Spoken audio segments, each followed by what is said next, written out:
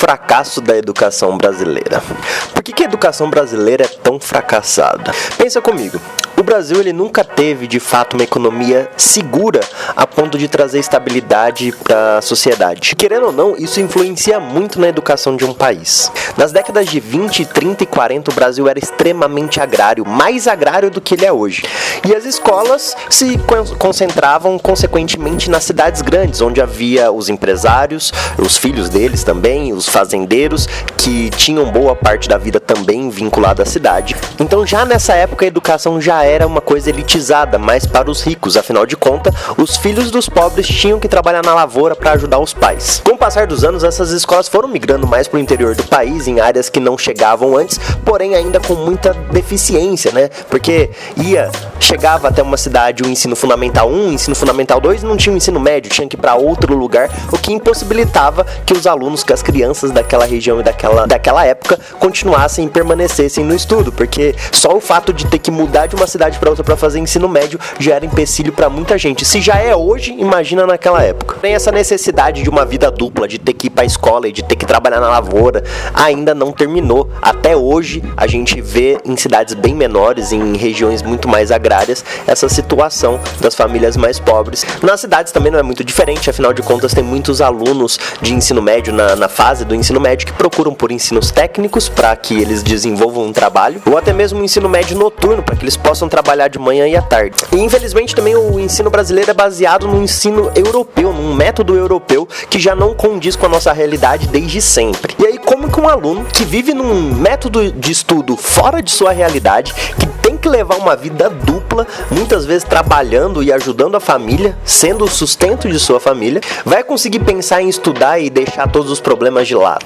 Obviamente que não dá, né? Então eu quero que vocês conheçam um psicólogo que chama Maslow. Maslow desenvolveu uma escala de necessidade baseada em uma pirâmide de 5 níveis, onde quanto mais para baixo, mais necessário é para a sobrevivência, e quanto mais para cima seria, digamos assim, um luxo. Essa pirâmide é muito usada também na parte de marketing, mas a gente vai focar aqui mais uma psicologia social, mais humanista. E essa pirâmide traz como base as necessidades fisiológicas das pessoas. Então todo mundo só vai pensar no próximo nível da pirâmide, que está aparecendo aí para vocês, depois que suprir de maneira básica essas necessidades fisiológicas, como comer, respirar. E os nossos alunos, a gente sabe que o Brasil é um país que passa por muitas dificuldades sociais, inclusive uma delas a fome.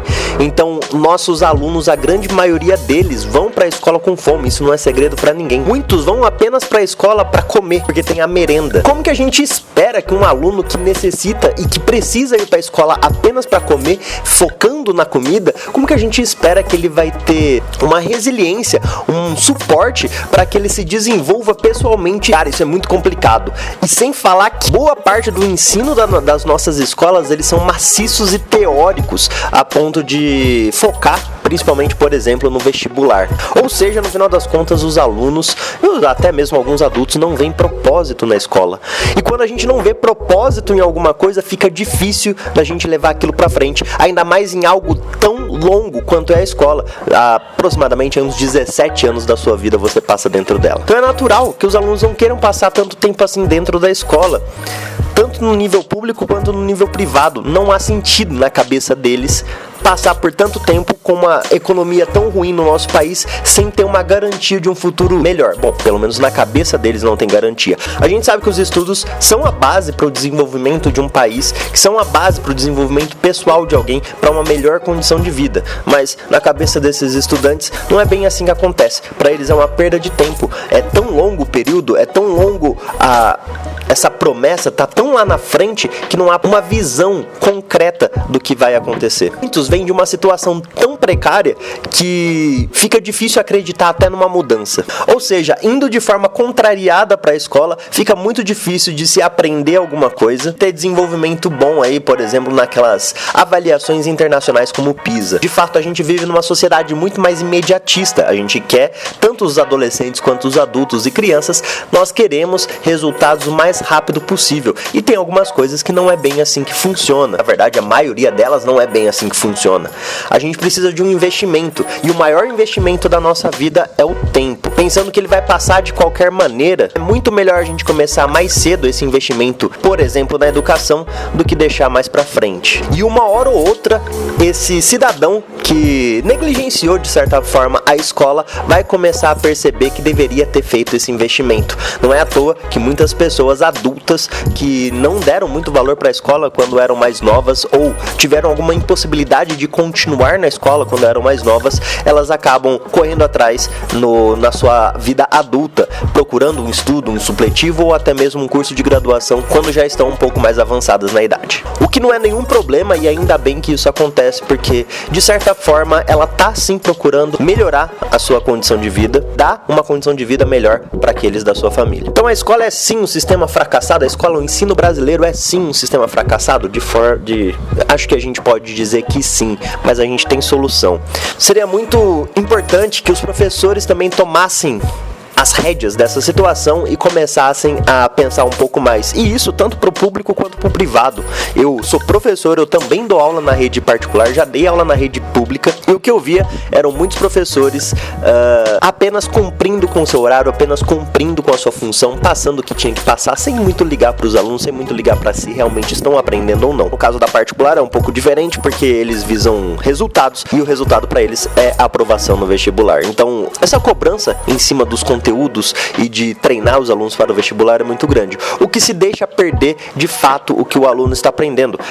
Visa muito mais uma memorização. Como seria para resolver isso? O que teria que ser feito para resolver isso? Não que seja fácil, não quero dizer que isso é fácil de forma nenhuma, é muito difícil inclusive fazer algo relacionado a isso, mas deveria se tentar.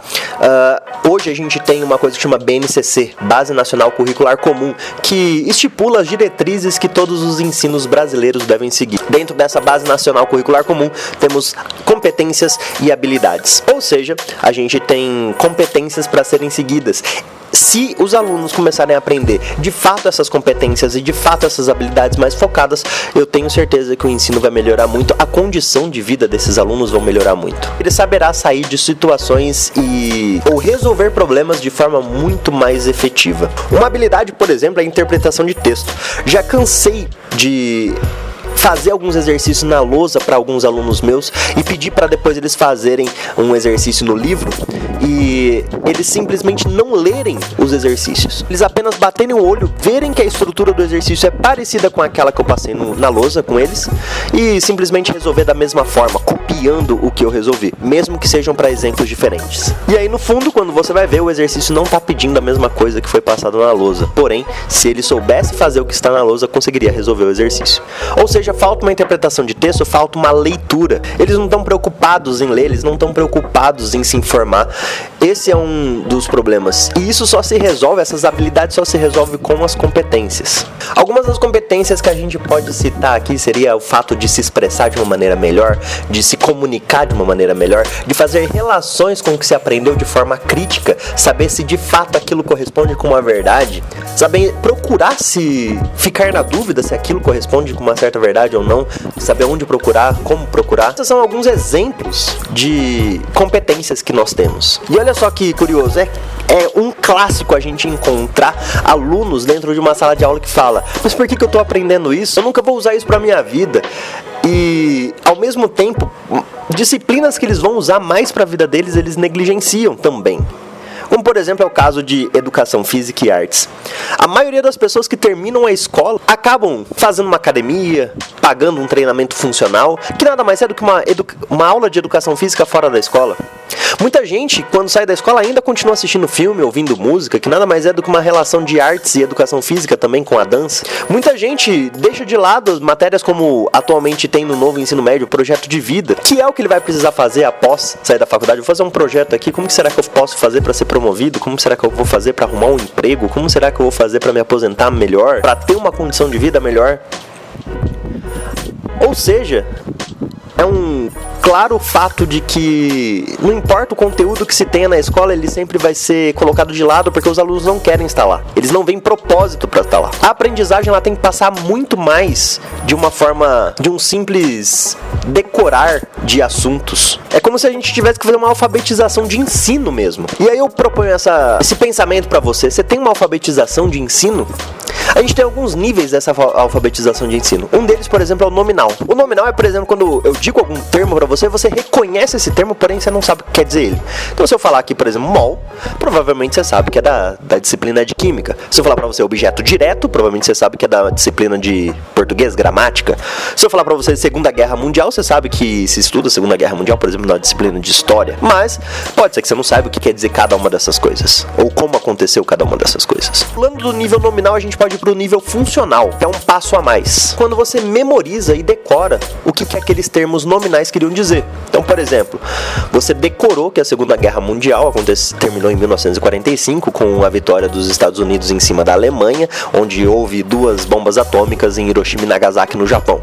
Isso tudo são conteúdos decorados. Ou você pode decorar também que o mol é uma relação de matéria na qual vale 6 vezes 10 a 23 átomos. Pode saber que uma mitocôndria é uma organela de uma célula na qual promove respiração celular. Tudo isso você decora na escola para tirar boas notas e melhorar o seu desempenho acadêmico a fim de terminar logo essa escola e ficar menos tempo possível lá dentro. Mas os próximos níveis, os próximos 2 níveis e últimos dessa alfabetização de ensino já fica um pouco melhor.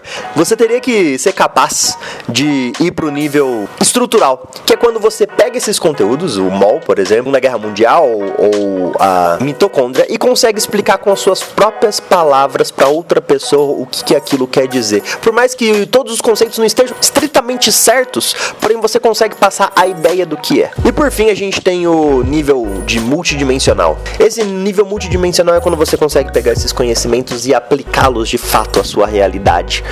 Por exemplo, você está no seu emprego e você precisa explicar, por mais que não seja a sua área, você vê alguém com uma dificuldade ali de fazer uma planilha no computador, você aplica os conhecimentos de matriz da matemática para ajudar essa pessoa, porque você se lembra que as multiplicações de matrizes funcionam de uma determinada forma.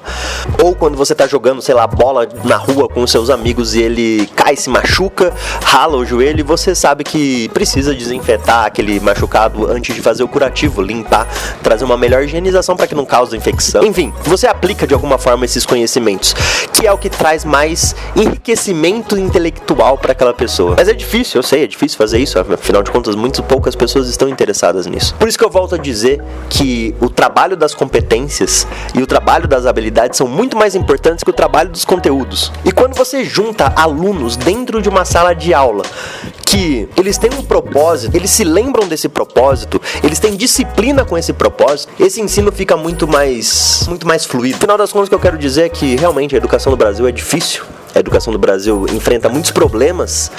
Não é uma atividade simples que vai resolver isso. Isso que eu falei talvez nem resolva, ou talvez demore muitos anos para resolver. Mas é um caminho, ao invés de ficar tentando medidas paliativas que só mascaram os números nessas avaliações internacionais, para que coloque o Brasil lá em cima como um país altamente educado, quando a gente sabe que ainda tem muita coisa acontecendo aqui.